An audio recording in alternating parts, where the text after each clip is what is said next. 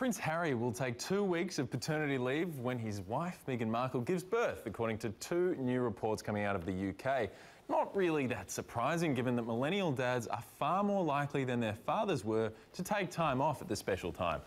According to a recent study, dads who do take longer parental leave, they tend to be more engaged and involved with their kids in the long run.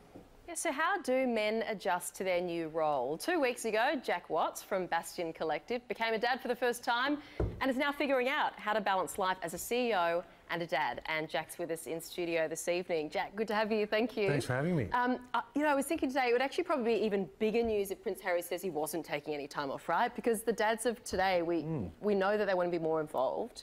And I think parental leave in general is something people hold dearly. How have you approached it? Now in the position yourself? Well, it caught us all by surprise because our daughter Iggy came 3 weeks early, so she's not actually due till this Thursday. So, well, congratulations in advance, yes. mate. Thanks. It's a life-changing experience. It's a true eye-opener. I get what my old man used to always say to me. He goes, "You think you've got problems now? Wait till you're coming home to screaming kids and a tired wife." So, I've taken. Just try and take bits and pieces of time here and there. Took the first week off, and there's big chunks of time where you actually can't do anything. So just trying to keep myself busy and do a lot of washing. There's Iggy, cute. Cute. She where we see. Cute as a button. Oh, that's nice. She is an absolute so beauty. Sweet. Oh, that is very, very sweet. It's interesting, isn't it? Because Prince Harry's talking about taking 2 weeks off. Do you think that's, I mean, is that an understandable amount of time? Do you think it's the right amount of time? Look, for mine, and I think for employers, it's all about having the flexibility. The first 2 weeks are actually probably the easiest. I'm only 2.5 weeks in, but they seem to sleep pretty well. And my wife was in hospital for the first week, so all the nurses are on call. And so I think for all our staff, we've introduced flexible working policies as well as dad and partner leave. So you can go home and you can be home at midday and work from home, or take those half days that you need to give your partner the space and time they need to put their life back together. You've got about 200 employees, and you brought in a dads and partners kind of policy only at the start of this year. We did. Is that because you're expecting yourself and had to rethink on how it was all working? Well, it's amazing as you go through the journey and you experience these things. My brother and I are lucky enough to build this business together in our 20s. And so, we've had so many parents and young parents, and so we started to introduce these policies. And so we did introduce the dad and partner leave. But I think, importantly, there's 2 other things. There's the flexible working. And we introduced a couple of years ago unlimited leave for anyone who'd been there for 3 years. And Chris, you asked me about it last time, so I looked it up. The average is they take 5 more days a year off, and they're almost always parent days. Sick kid, or want to go to the recital, or long weekend with your family to get some time. So I think it's those flexible policies in the workplace and trust in people that allows them to build these sort of family lives and get balance. So you don't view that as you lose 5 extra days of your employees every year? Look, for us, and look, I'm a passionate Australian, and we employ 200 Australians. I think Australians are really good, honest people, and if you put trust in them, they repay the trust back in you, and nobody really takes advantage of it or takes it for granted. And if people can take 5 more days, if people can take 30 more days and do their job, then that's fine by us. When you're coming up with a new policy around parental leave, what sort of consultation goes into that? Who do you have to deal with, and how long of a process is it? Well, the good thing for us is we're a family-owned independent business, so you can decide something and put it into policy the next day.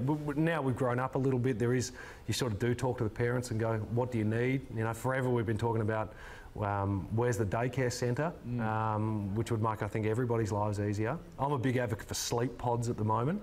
What I wouldn't give for just a little half an hour. Yeah, you hear about those at places like Google, Facebook, but you think they could work out more broadly? My sleep pod's the front seat of the car at the moment, and at about 2 o'clock in the afternoon.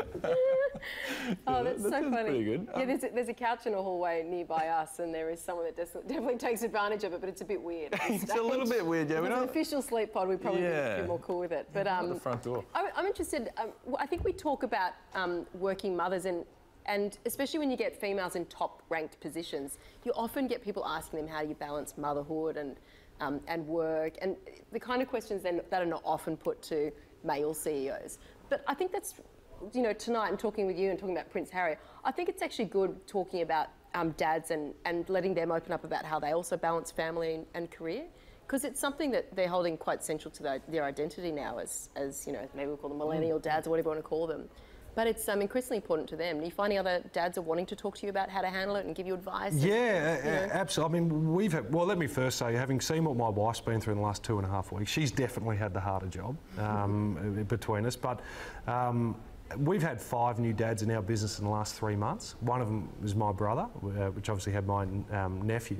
And we've shared a lot of learnings and, you know, I think really for new dads, it's about finding that balance and you know, really wanting to be involved in your child's life, particularly the early years, but also it sort of dawns on you that you're now typically the primary breadwinner. So there's a real urge to go out and, you know, it used to Provide. be going, yeah, there is something that really drives through you that says, I'm the sole breadwinner, I've got to go out and make this happen. Yeah.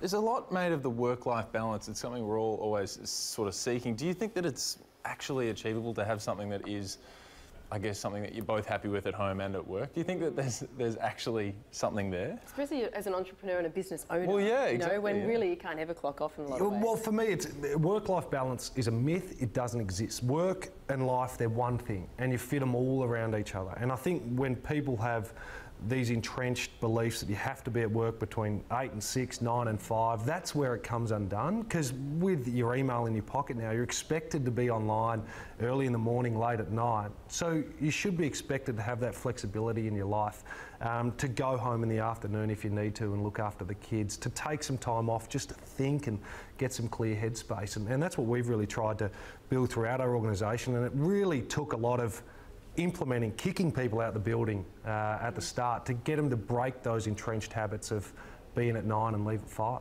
Yep. It's interesting, isn't it? Do you think that someone like Prince Harry would be able to take half days in the future? Would you be saying that that's sort of the flexibility that you need when you're in a top spot like that? I reckon the Queen will be pretty lenient. You'd hope so. It's her flesh and blood, right? Yeah, exactly. Yeah, I think Prince Harry should have no dramas. I don't reckon either. Fantastic. You are in the trenches right at the moment, 2.5 weeks in. Well done. It is a contact sport. I remember, Congrats. I remember about 5 weeks I said I didn't want this child, and then they smile and you think I'm good. You've got to wait for the smile. That's my tip. That's We're everyone's hanging tip. on it. Yeah. The smile comes and you're all good. Thank you so much, Jack Watts. Great to see you. Thank you.